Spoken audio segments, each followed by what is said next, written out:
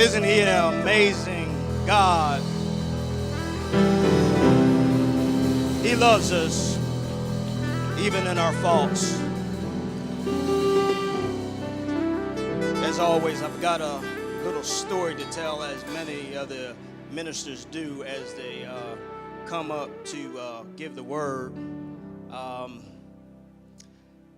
I was in training. I was in Kansas City, Missouri, doing some training with the IRS, with the Department of Treasury. So we're talking about complex cases and how to get taxpayers back into alignment. And I'm sitting there in the class, and I see the phone light up, and I see Bishop. So I said, I'll call him back later. I, won't break out of the session. I'll get back to the man of God later. And so I get out, I get a break, I call him back. I don't get him, so now we're playing phone tag back and forth. I'm trying to figure out what Bishop wants, but I kind of got in the back of my mind. And so we finally connect, and Bishop says, "How you doing?" I said, "I'm doing all right, Bishop." And then I already had texted him, told him that I was out of town, that I was in Kansas City, but I just reaffirmed that. I said, "Yeah, I'm in Kansas City doing some training." He said, "Oh, that's good. When are you coming back?" I said, "Well, Bishop, I think I'll be back Friday afternoon." And Bishop kind of smirked. I could hear him, kind of laughing on the other end. He said, "Well, how about you bring that word back with you when you come?" And I just want to say to you, Bishop, I thank you. Thank you for this opportunity, prophetess. Thank you for the opportunity to speak to the people. I truly believe that my steps have been ordered, that have been placed under the covering of the care of the bishop and the prophetess. And I truly believe for me and for you, that is a Elijah experience, And so for y'all, the people that are out there, I'm sure you know what I'm talking about, that I've been guided to this man and woman of God to train me up for some mighty things. I was a prodigal son. I don't know if anybody else out there was a prodigal son. I was a prodigal son. I was raised up in the church when I was young, in the choir. I know my mother, my father, my grandparents prayed for me on many occasions, on many nights. And to my grandparents that are deceased, my father that is gone, my mother that's still living, I say to you that I've come home. Bishop, prophetess, I'm home. I thank you.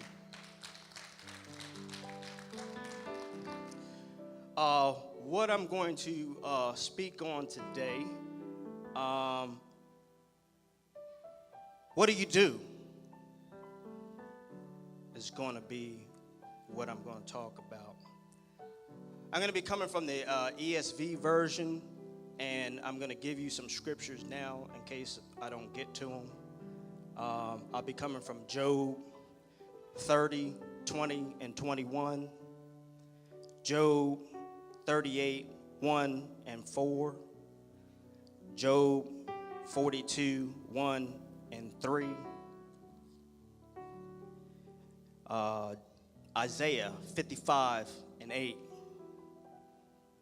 James 2, 14 and 26. Are you guys ready for a word? All right, let's say word up. Word up. All right. It's a little joke. That's how I started out.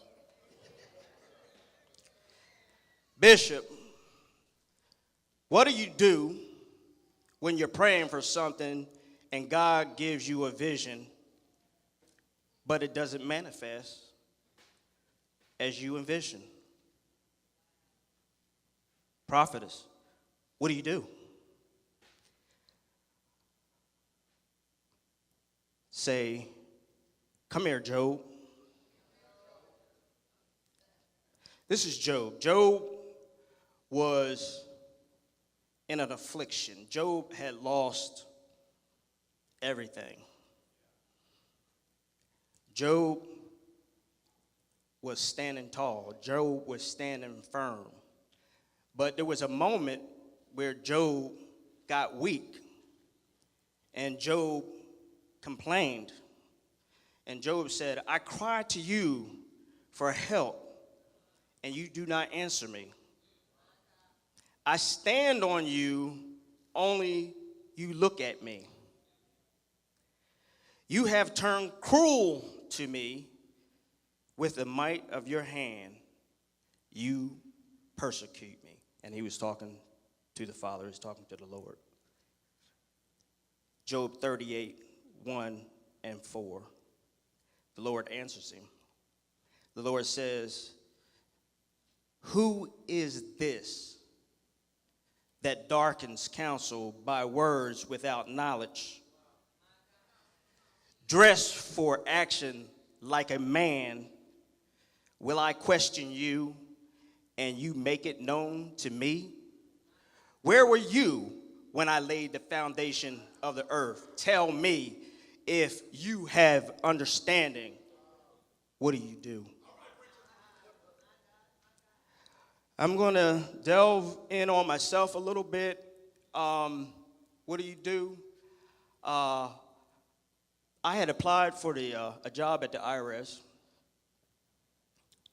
And here in Montgomery, got the word back that I was going to get the job in Montgomery, so I was kind of elated because I was moving down here and knew I was going to get married to this beautiful woman of God, my rock. And so I was super elated. I was super happy. And I was on the telephone. I was talking to the person that interviewed me, and as a common courtesy, I called her and I said, thank you for the job. Young people always do that. When you interview for a job and you get the job, always call the person back and tell them thank you for taking their time out of their day and recognizing you for the job. Whatever you do, always do that. So, working for Home Depot, and I'm on the floor, and as we're talking, the phone kind of goes silent. And I'm like, hello, are you there? Nothing. Well, what I come to find out, the next week, I got a letter saying that from the, saying basically that we're sorry. We made a mistake. We're going to retract this offer. See, now with the federal government, they can do that because you've got to go through a process where you got to go through training. And until you get through that training, you're not hired on. So they're like, well, we made a mistake. We're going to take this job back. I kicked around for a little bit, talked to some friends that were higher up in some other positions, what should I do? Should I fight it or whatever? And I decided just to let it go. I had applied for another position in the service just in case. Young people, you always want to do that as well, just in case. And so I got hired on in Birmingham, Alabama, instead of Montgomery like I thought.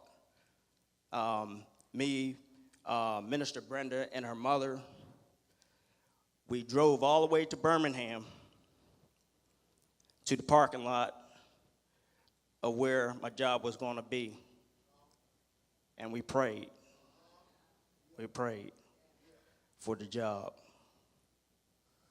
I got into position, and when we got back from training, for some reason, I got split out of the group with everybody else that was in the group with me. I was like, well, what happened? Little that I know, and I was going through managers on managers on managers. They were switching managers out. The other group had a constant manager. They were training, and Me and this other person, we're working cases. And I'm like, wow, something's not right. But I prayed for this job.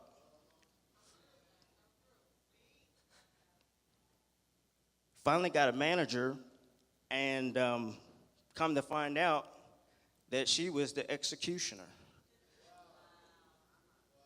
Anybody ever seen that person in a job where they send that person in to get rid of people? She was the executioner. We had GS 12s. I mean, these people are high up, 11s. They left. They retired. Instead of putting up with what the manager was doing, they decided to leave. I was stuck. There was so much turmoil going on, and didn't know what to do. I didn't know what to do.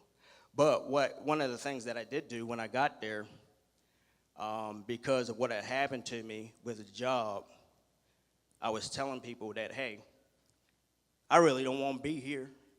This is not where I'm supposed to be. I'm supposed to be in Montgomery because I knew I had the job. So I'm telling them I'm going back to Montgomery as soon as I can. How do you know the enemy took that verbatim? I said, that's what you want to do? You want to go back to Montgomery? Guess what? Let's flip that up. 7 years. I stayed there. 7 years to try. I didn't know. I thought they was going to walk me out on one day. But what God was doing, he was putting me in a place where he was drawing me to him. Like he said, I know you're a prodigal son. There's stuff out there that draws your eye, that gets you off track. You've been gone for a long time. I've been watching you since you were a little kid. And you haven't come to me yet. So I went through that experience and I kicked, rolled around. I don't want to be here. Until the Holy Spirit said, be quiet. Be quiet. You talk too much. You told them what you wanted to do. What you think the enemy was going to do? You talk too much. Be quiet. I tell you what, act like this job is the best job that you ever had. Do whatever you got to do. Because I had a friend, he was in the same position, and when I talked to him about it, you know how you kick things off of your military buddies, and he was a chief. I said, Chief, and I told him what I did, and he said the same thing. He was like, you should have never told him that. He said, what I did was I didn't say anything, and I put in my hardship package, and then at the end of the day, when the package got approved, because the manager doesn't see it, the paperwork came across the manager's desk, and so the manager comes running in. Hey, you leaving? And he's like, bye. It was too late. The manager couldn't do anything. The manager couldn't affect his evals or anything. So what do? 7 years. I had to humble myself. I had to listen to the Lord. Many a days I came into this church torn, laid on my face, cried out to God, became a minister. You know, God will do some amazing things to get you to where you want to be. While I was in that transition, my sister got the call from my brother. Hey, your sister's got stage 4 cancer. Wow. What do you do? But every time I called my sister, she was in high spirits. Every time I talked to my sister, she was going to work.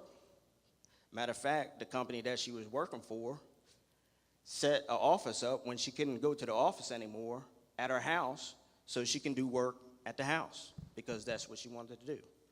She was still going to Sunday school.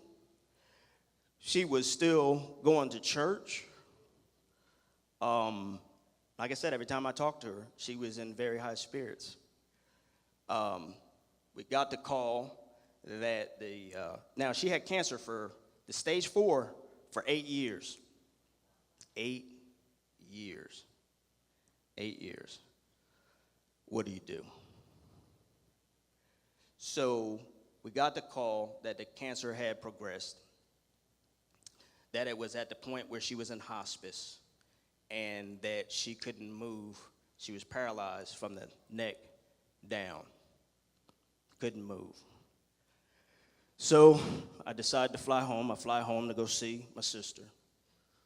And I walk into the house. The door was open. I walked in. And as soon as I walked in, now she's laying down. She can't move. But they had her in a chair that she could see. I walk in, and it was like an aura in there. I could feel it. When I walked through the door, and she looks at me, and she's glowing. And I walk up to her, and I say, "How you doing? You doing all right?" And she looks up at me, and she says, "How are you doing?" And I said, oh, that wasn't her. That wasn't her. She knew. You know, one of the things that they don't tell you when you give your life to Jesus, when you give your life to Christ, when you do what he tells you to do, you're a prime target for the enemy. He's coming after you. When you're not doing what you're supposed to do, he's already got you. He don't care. You think everything's good. Man, life is good. I'm doing whatever. This is great. I'm having a blast. The minute I said, "Choose me, I'll do it," I started getting attacked. Where he attacked me? In my mind. All kinds of thoughts going through my head. I'm trying to figure out what's going on. You know, talk to the bishop and prophetess. Yeah, that happens. That happens. The first place he's going to try to attack you is in your mind. What do you do?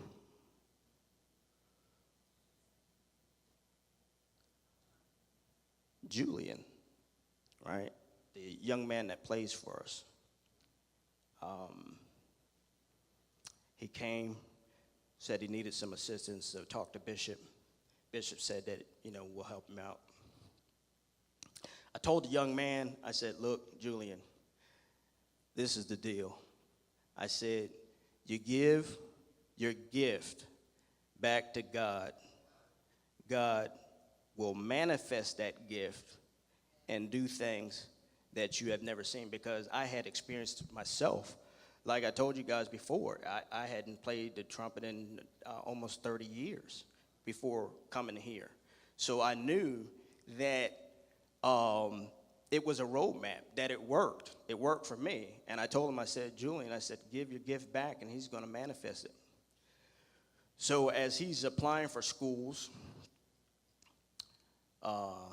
he tells me, he says, "Ministries, Kerry, I applied for NYU, applied for Berkeley, and I didn't get accepted." They said no.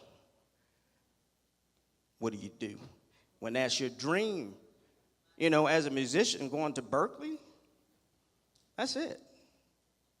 Berkeley or Juilliard. What do you do when you've been playing since you're a young kid, kind of a phenom in college, and you apply to these schools, and they tell you no? You didn't make it. I told Julian, I said, well, Julian, I said, God's got something better for you. Just hold on. Have faith. And sure enough, it might have been a couple weeks later that he called me and we were talking, and he said, Minister Kerry, I got a call from Juilliard, Spain, and they want me to audition. And he asked him, well, how much time do I got? He asked him, how much time do I got? He said, can you do that next week? So always be prepared, always be ready. And so he auditioned, and he got accepted into Juilliard, Spain, which is, as a young person, even as an adult, where would you rather be, in the United States, or would you rather be in Spain? And they've got one of the top recording studios in the world. So I think that young man is going to be all right. But what do you do? Then we've got, I'm going to go back to Job 42, 1 and 3. And this is Job after he realizes what he's done. And Job says, I know that you can do all things, and that no purpose of yours can be thwarted. Who is this that hides counsel without knowledge? Therefore, I have uttered what I did not understand. Things too wonderful for me, which I did not know. So often, we are inclined to think that the only answer God can give us in our prayers is yes. Who's like that? I'm praying for everything. Cars, house, child, finances, health, well-being. And we always think that the answer is yes. But one thing we need to remember, that no is an answer also. Sometimes God will say no and put you in a situation. He'll let you experience that cancer. He'll let you experience that pain. He'll let you experience that divorce. He'll let you experience that loneliness. So when there comes a time that when you're talking to somebody, that you will be able to speak to them and give them guidance. Because how many times have you tried to tell somebody something and they say, how do you know? Have you ever experienced that? People will come at you. You're just trying to be sympathetic. You're trying to be kind, say some kind words. I had to stop doing that, saying, I know how you feel. Man, I done got caught up too many times. And you don't know how I feel? How you know how I feel? I'm like, hey, whoa, ease up. trying to be nice to you. But if I had experienced that, I could come back and say, you know what? I've had cancer. I did drugs. I did alcohol. I chased women. I did that. But God.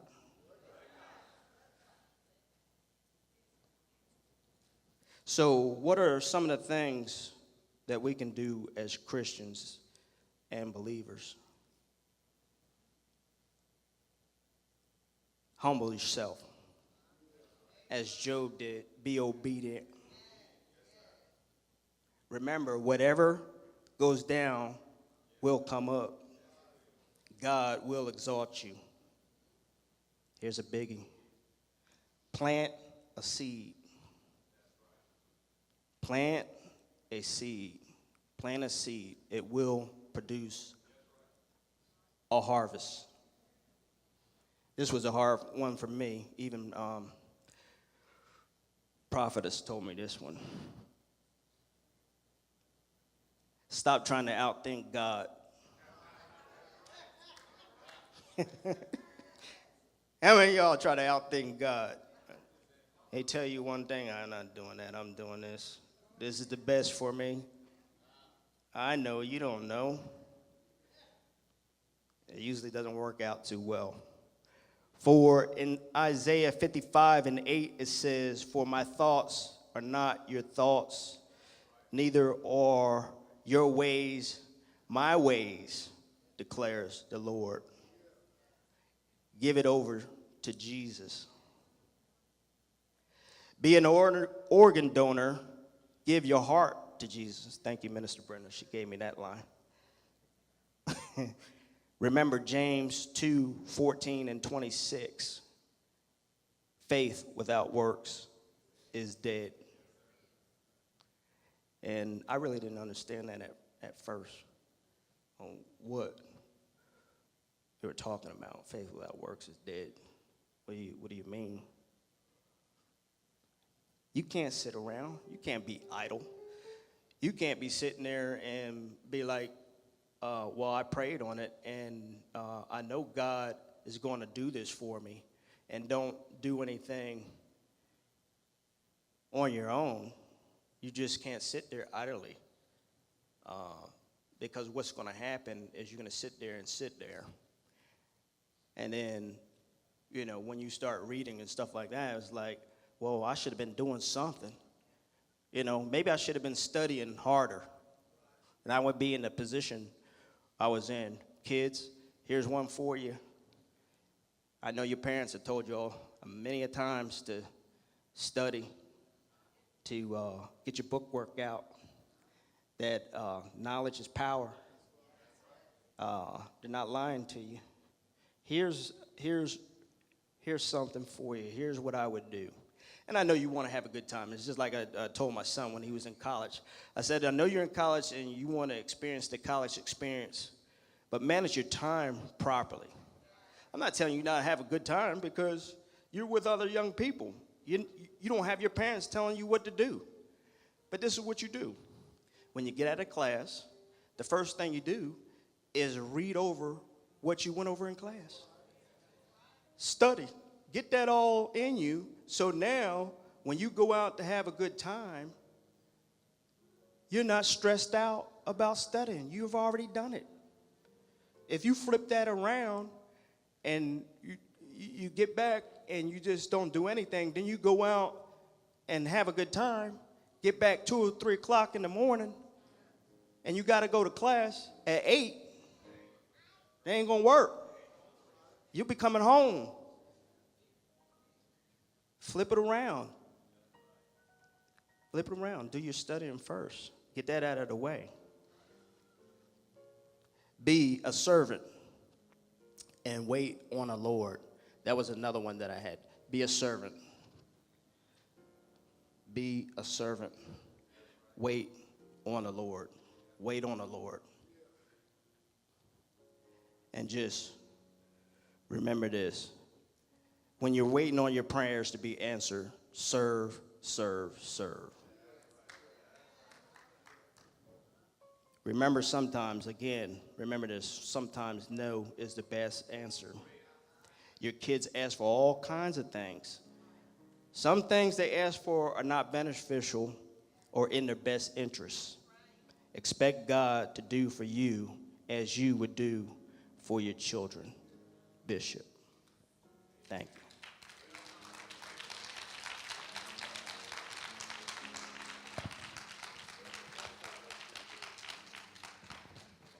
Somebody say hallelujah.